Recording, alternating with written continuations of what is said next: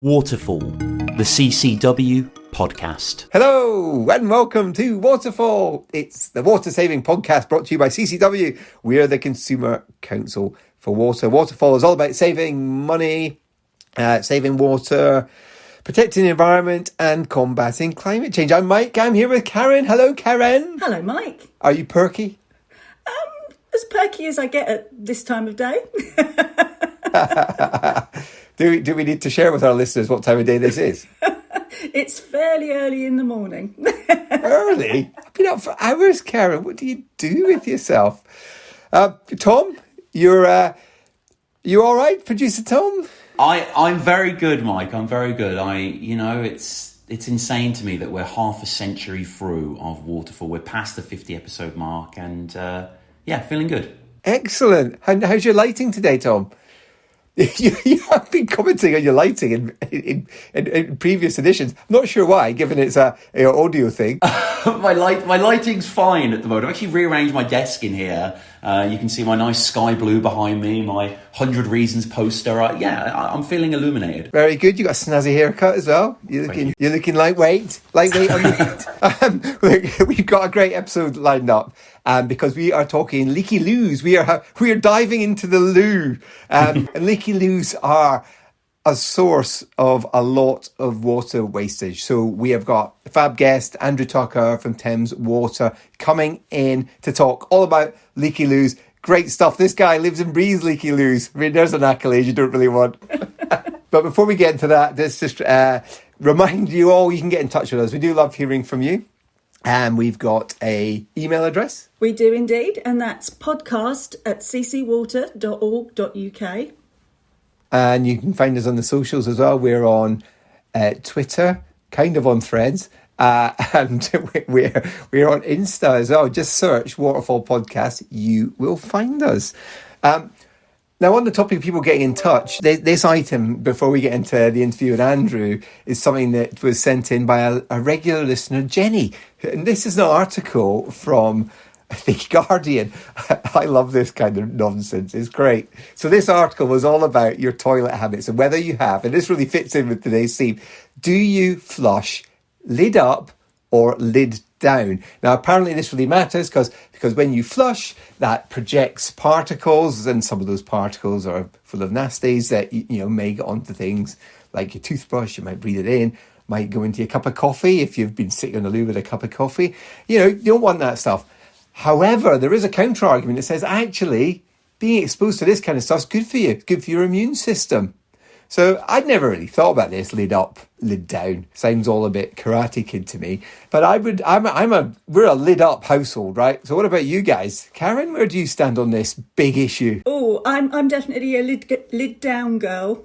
Are you? Every time? Wow. Yep, I'm very disciplined in that respect. And how's your immune system? I think I'm a fairly healthy specimen. I think so. I think you are. Yeah. Any listeners who want to check us out on Instagram, we can look at pictures of Karen and comment on how healthy she is. Feel free. Tom, where do you stand on this? I've always been lid down as well. I just had that instinct. You just don't want all that things flying around. And my generation, we were brought up on How Clean Is Your House? I don't know if you remember that on Channel 4. Oh, I do. Kim and Aggie. But that was one of their cardinal rules, was to keep the lid down. Yeah, and that's always stuck with me. Do you know what? If you'd said to me, 10 minutes ago, right, we're going to do this item at the start, and you two are both going to say lid down, I would have been, I'm genuinely shocked at this. I'm the outlier. Wow. Well, and I'm so healthy. My turbocharged immune system for all the particles of poop that I've been ingesting for the last half decade. Oh. Mike, just respectfully keep a lid on it. That's all I'm going to say. Oh, here we go. Well, that does pivot nicely to today's guest because Andrew Tucker's a great guy. He does like talking. Maybe he should keep a lid on it. I think he's great. So I think it's just time to bring on the guest. This podcast is brought to you by CCW, the voice for water consumers. It's great to be joined on Waterfall by Andrew Tucker, who is Demand Reduction Manager at Thames Water. Andrew, I've got to start. What on earth does that mean?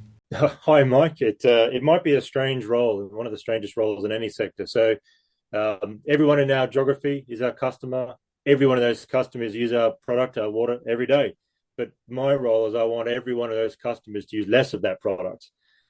So slightly different. Yeah, simple thing. We just need to save water to make sure that we've got water for the future generations. So in any other business, you'd be sacked by the marketing department. Please use less.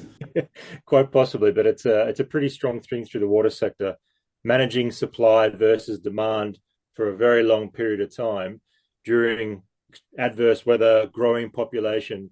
It just means that we do need new water into the system at the same time of putting less water into the system. So that's the leakage, water efficiency type of world. Yeah, I mean, look, we're all about saving water here on Waterfall, and we are aware that you have a challenge on your hand doing your job. We want to talk to you about Leaky Loos, though, because we know you love the loo, and we are pretty much obsessed with the topic on Waterfall. Let's just start with the very basics. What on earth is a leaky loo? Okay, a leaky loo. So prior to about year 2000, most of the toilets we had were siphon valves. So the leaky loo you'd actually see as a pipe leaving the side of the building and be like dripping down outside the building or dripping down the outside of the wall. A lot of that started to change with push button dual flush toilets. So that's now the common thing you'll see. Most homes, most offices have a push button. So the leaky loo now is a failure with the inside of that toilet, and therefore water is constantly falling out, dripping out, escaping into the bowl. Sometimes you can see it if it's lots and lots of water, and sometimes it might be just a tiny little trickle and it'll go unnoticed.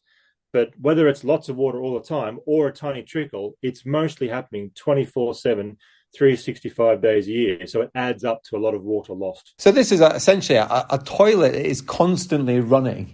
Yeah, that's exactly right. So you'll use the toilet and you'll flush, and then you'll probably leave the bathroom. But that toilet can constantly run and trickle out. So we might use a lot of water in the washing machine during the day, or a shower at night, or in the morning, which looks like a big chunk of water. So this thing will be a smaller amount of water, but that's just constantly going all day long. And that adds up to a lot. So the average leaky loo is somewhere between 200 to 400 litres a day lost. Wow, so that's incredible. If you call the average leaky loo 250 litres a day, that's like a family of two. That's their entire daily usage. So a leaky loo will often double a family's usage of water. Yeah, I mean, my own sort of, a rule of thumb I use, just very naughty rule of thumb, is if your leakage per day, or your water waste per day in litres, roughly equates to the pounds per year, if that was running for a year. So 300 to 400 litres per day running for a year would be 300 to 400 quid on your bill, roughly. I mean, that's a lot of money. It's a lot of money. It's a lot of water. So if we look at, we were rolling out smart meters. So we've got, roughly 1 million smart meters in the ground now telling us 24 reads a day. So we're seeing... Sorry, Andrew, just before you talk about smart, just put that into context then. So you've got 1 million smart meters in the ground, and what's your customer base? So we have about roughly 3.9 million homes, so about 10 million people in our clean water supply area. Right, so you got about a quarter then of your customers are smart metered. Roughly. So smart metered, yes. Wow, okay. So sorry for that interruption, but I think that's useful context. But sorry, what were you finding out from your smart meter data? Well, traditionally in an old school metered world, you'd get maybe 1 or 2 meter reads a year. We're now getting 24 reads a day from those smart meters. So you're learning a lot about water use and water loss. And on the water loss side, from our households that have a smart meter, about 9% of the homes never stop flowing. So they just constantly leak and lose water. So it's you look at it and go, oh God, it's really bad. It's a huge area of water loss. But at the same time, because we want to save water, it's identifying the opportunity to go for. Leaky loos are probably the biggest part of that loss. So when we look across our smart meter household base today, about 5% of the continuous flow, so 5% of all the homes have a leaky loo. And that's supported from our smart meter data, but also we've been into over 320,000 homes with our own water efficiency visits. So we go into homes and retrofit water-saving devices. At the same time, we'll fix leaky loos and dripping taps and showers, but leaky loos are the big part of that equation. So 5% of our housing stock is about 195,000 homes. You multiply that by the average leaky loo of about 250 litres a day, all of a sudden we're close on 50 million litres a day being lost in our area through a loo. That number is obviously bigger when you extrapolate it across the nation. It's a huge amount of water. It represents a big part of, if you could engineer out this problem, it represents a big part of DEFRA's new national water target, which wants to reduce the amount of water that we all abstract and put into supply. So it's a huge loss of water. It's a relatively simple thing, but we've got to do a lot of stuff in every home and every business to fix it. So, Andrew, I think you've just undermined the entire season 1 and 2 of Waterfall, because, we've been talking about lots of ways to save water. It's very easy to save water. It's not a big sacrifice. You're saying don't do any of that. You could just fix it with a leaky loo. Fix your leaky loo and you're done, right? No, I'm saying that leaky loo fixing, along with other wastage type of fixes, need to be done the same time as simple behaviour change, but also the same time as all the water companies fixing leaks on the network. Those three things together have a huge role to play in achieving national targets or playing their part against national targets, but just fundamentally helping customers reduce their bill and taking less water from the environment. You make a really strong point that fixing leaky loos almost feels like a no-brainer thing. It should be the first place we should be looking if we're wondering why our water use is higher. How difficult is it to get your leaky loo fixed? So it's not that difficult. It's a little bit more difficult with a lot of the new builds that you're seeing, because we're putting in lots of new homes, new growth, and even refurb. So people are putting their cisterns in the wall. So that means that you've got a smaller access panel to get to it, like to do your maintenance or do a fix. So that's making life a little bit more difficult. But for the most part, the devices and the appliances and the ceramics that we're still buying on the market are not really fixing the problem. We're seeing this problem is from a mechanical valve, a dual flush, so a push button toilet, lots of moving parts, and there's no real buffer redundancy in there. So any failure of that ends up being a leaky loo. So we've been using all of our data from smart meters, all of our information from our water efficiency visits in homes and in businesses. Every leaky loo we've been fixing, we've been recording what's happened or why it's failed, but we've also been saving the failed part. So we've been working with the bathroom manufacturers to say, look, these are the parts that aren't working, or these are the parts that seem to be problematic. Can we work together to get a fix? So we start engineering out this problem. I would like that to be happening a lot faster. I think DEFRA really come to the party there too. So they're going to be introducing a mandatory water label like other countries around the world have. Fantastic. That'll be possibly the biggest water saver in the country once it's in place. It'll be the thing that makes every home and every building more efficient over time, because of the products we're putting in are more efficient. And they're DEFRA also doing consultations to try and strengthen toilet standards, testing standards, maybe introduce minimum standards of performance. All of those things have a role to play. Be sure to head back through the archives and check out all the past episodes of Waterfall. Is that the issue, Andrew? That the standards of the quality standards of the loos, the dual flush loos that we're putting in, they're just not up to scratch and they're prone to leaks? There's a fairly complex mechanism that happens inside a system, and the failures that we're seeing are kind of 50-50 on 50 of them. For half of them are either the rubber or the silicon neoprene O-ring at the bottom of the system. Any failure, it might distort, it might shrink, it might crack. Any bit of grit that gets in there, instantly water escapes and is lost. Leaky loo.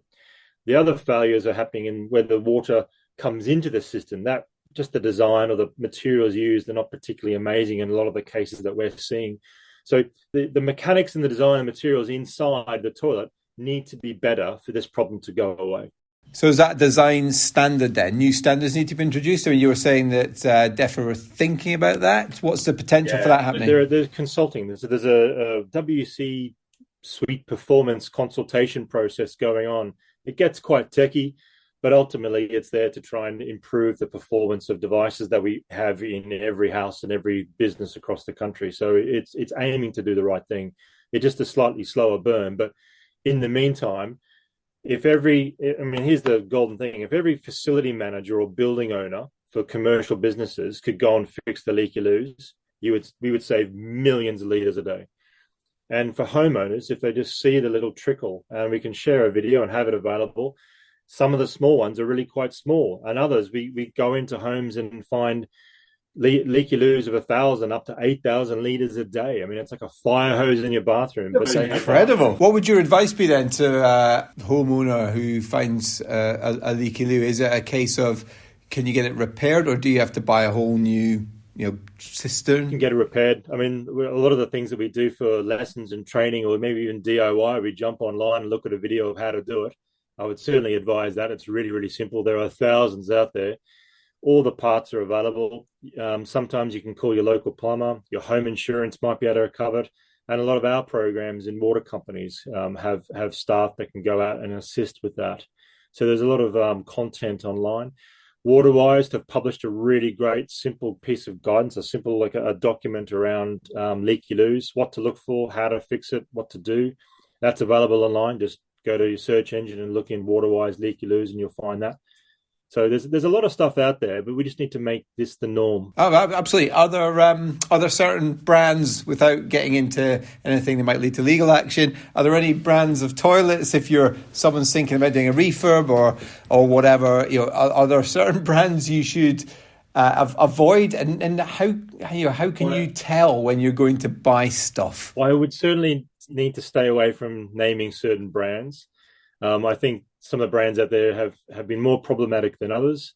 Some of the brands are doing a lot of work right now to try and engineer out that problem from their own future products, because they don't want them to leak. They don't want their competitors to be better than them.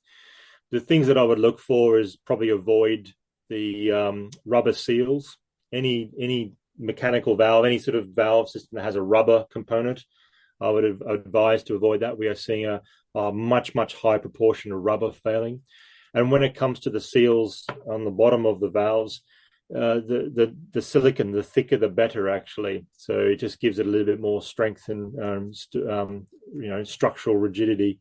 So there are things to look for. But just as I said before, you just need to keep an eye on it. And if it is leaking, just do the simple things to fix, because that volume of water can add up to be a huge amount of water loss.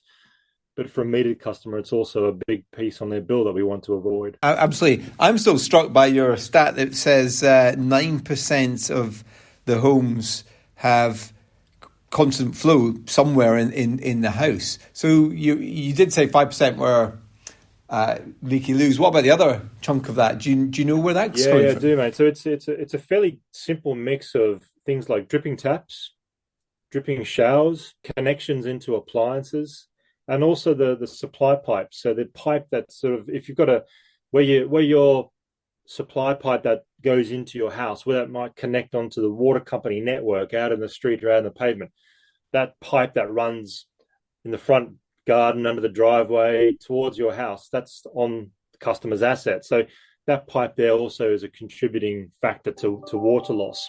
So all those things add up to that 9% that we're seeing. And that 9% number is pretty static. That's what we see daily. No matter how many extra meters we put in there, it's pretty static. The extra piece that's really, really important there is the water loss that's happening on a household site in the building, or even a business. That continuous flow is also being registered on like water company leakage. So we know that our leakage is too high. That's why we're increasing leakage teams and saving more water across the board there. But 29 to 30% of our leak, the number that we report as leakage, is actually the continuous flow happening on a business or a household side. So addressing that, fixing leaky loos, fixing dripping taps and pipes in homes and businesses also benefits the wider leakage number that we all see. So there's a dual win there. But the leaky loo in businesses is really key, because it often goes longer untouched and gets worse. So whilst the average leaky loo you might see in a home could be 200 to 400 litres a day, the average leaky loo that we're seeing in businesses is 1,000 or 2,000 litres a day. They're just running very, very, huge flows through a business. You go into an office block or a restaurant or a leisure centre, and you'll see it and you'll hear it too. So that water loss is, this is drinking quality of water that goes into toilets. It's water that we don't want to treat and provide and don't want to lose, and it's water we don't want to extract from the environment. That's a whole different podcast. Why on earth are we flushing world-class potable water down the toilet? It is nuts. Your own supply pipe that you were talking about, Andrew, we actually have a whole episode of Waterfall all about that. Episode 9, called Leaking Facts, was all about what to do, how to spot a leak on your private supply pipe. So, good one for people if you're interested in finding out more about that. Right, Andrew, we need to ask you a question which we ask all our guests, which is, do you know your personal water use? I do. Okay, so our water use here is significantly less than 100 litres per person per day. And how significantly less is... Where region? 80 litres per person per day region. 80? That's pretty good. This is season 3, so we're at the start of a new season. So I don't want to do what our co-host Kath does and promise that will make you top 3. But that's a decent score. 80 litres. Very good. Andrew, thank you for coming on and talking about Leaky Loos. Final thing I just wanted to touch on was that we did some research recently that suggested that most people don't recognise the term leaky loo. So when we talk about, people in the water sector talk about leaky loo, people in the outside world are going, oh, my loo's not leaking. I'm not seeing water all over the carpet or the lino. Do you see that as well? Yeah, it's the same thing. It's exactly the same thing. So a leaky loo is not gushing water across the bathroom floor. It is for the most part, it's water flowing into the bowl. So you'll see a ripple or a trickle into the bowl of the toilet. And if it's an older toilet and you still have the external overflow, it might be a little pipe jutting out the side of the outside wall, and you'll see it dripping out of there all day. So that's what a leaky loo is. It's not across the floor. But to help you identify, back to your question about how much water we use, you can put everyone onto our water calculator. Just Google Thames Water Calculator, and everyone can have a go, download their own water report. The good news at the moment, especially at the moment, all those water savings have a knock-on double win for their energy bill, because a lot of our water is hot water. The leaky loo is the exception. It's cold. Most of the other water we all use in our homes in our daily routine is hot. So that calculator will help you identify how much you use, how much you could save, and what it could mean to your water and your energy bill going forward. Now, Andrew works for Thames Water. I just want to point out that other water calculators exist. We've got one on our website, by the way, and I was looking yesterday, and it's identified last year £22 million of savings for customers. That's incredible. And that's just on your water. That's not on the associated energy cost of heating water. So you can multiply that 22 million. So it just reiterates the point Andrew's making. So there are plenty of water meter calculators out there. Thames Water's got one. We'll put a link into the show notes. So yeah, please do come back on and we'll see if your water use has changed. We'll try and make it even more efficient, but there's lots of stuff we can talk about anytime. I'll be back. Nice one. Thanks, Andrew. Cheers. Yeah, bye-bye. CCW, passionate about championing the best interests of everyone who uses water, now and in the future. So that was Andrew Tucker there. Great to speak to Andrew. Hey guys, so full of energy, really passionate about the topic. Now, Karen, that was an interview that I did, so you weren't there. What did you make of that? Well, I think the thing for me was I was really, incredibly surprised just how much water is lost through leaky loos. You kind of expect, high water use to relate to the big things, like baths and, I don't know, that sort of garden use and things like that. But, that constant flow is adding up to incredible amounts of water. And money if you're on a meter. I was gobsmacked by how much that could cost, yeah. Yeah, absolutely. And it really brought home why smart metering is going to be so incredibly helpful to the companies as we go forward, because it's giving the companies the ability to communicate potential problems to their customers, and that's got to be a good thing. It's going to help save money and save water, importantly. Oh, absolutely. So smart meters giving you the ability to spot these issues and then do something about them. No, absolutely. Tom, what did you make of all that? Yeah, I thought it was a great interview. I appreciated that you clarified what a leaky loo is, because that can be quite confusing for people, myself included. But I found it quite empowering as well. I think, with a lot of things in the industry, you can feel quite helpless in the face of these, mega leaks that take hundreds of years in the Victorian infrastructure, etc. But, Andrew sort of spelt out that this is something we can fix within our own homes, quick fixes that can really, net quite a lot of saving money and saving water. And I don't know. I think everyone should inspect their loo and maybe see if they can do their little bit. Yeah, I do plenty of little bits in the loo. Of course you do. But I think the other good thing that, perhaps people aren't aware of is the fact that Thames Water do actually offer to come out and visit people in their homes and give them some advice and actually correct some of the problems that they might have, in terms of leaky loos or dripping taps, etc. And I thought that was really, really good. Yeah, so check out the website of your own water company to see what they do, because there may be help that's available for free to help with this kind of stuff. So quick question before we go to both of you. Would you dabble in your own plumbing, not in your own plumbing, in terms of you got a leaky loo, would you try and fix that yourself? The inner workings of your cistern. Would you go there? I can say emphatically no. Okay. Tom? Yeah, my brother's a plumber, actually, so I can call on him, thankfully. I mean, to be fair, though, I did change the pressure in my boiler the other week, and I never would have thought I could do that. So, perhaps maybe. So it's a cautious note towards dabbling yourself, right? Yeah. I think there's a... Yeah. Go on trustatrader.com, I think is what we're saying. Well, there is a trusted plumber scheme, actually, which so accredited plumbers, again, check your company's website, you can find out, so you get a plumber that you can trust, or just go straight to Tom's brother. I'm sure he will welcome them. Yeah. So you don't live too far from me, Tom. This is a great connection to have. I won't have any leaky loos because Tom's brother is going to fix it. Awesome work. And we actually had an episode, Yes. very early on, where we actually spoke to WaterSafe, the people that run the scheme for trusted plumbers. So Steve, I think it was. Old Steve the plumber. Steve the plumber was awesome. Yeah, he was. Check out that episode just for the absolute horror that is Steve's personal water. Oh, yes, my God. Do you remember? It was off the scale. So check out that one. That was our Getting Ready for Winter episode. That's right. That's what that one's called. So check out Getting Ready for Winter if you want to find out more about WaterSafe, more about what you can do and how plumbers can help you. All good stuff. Right, I think we've run out of time. It's time to wrap it all up. So don't forget, we do like hearing from you. Got ideas about what we should cover in the show? You got any feedback? Obviously, Karen's health. If you want to, she looks marvellous. But if you want to comment yourself, feel free.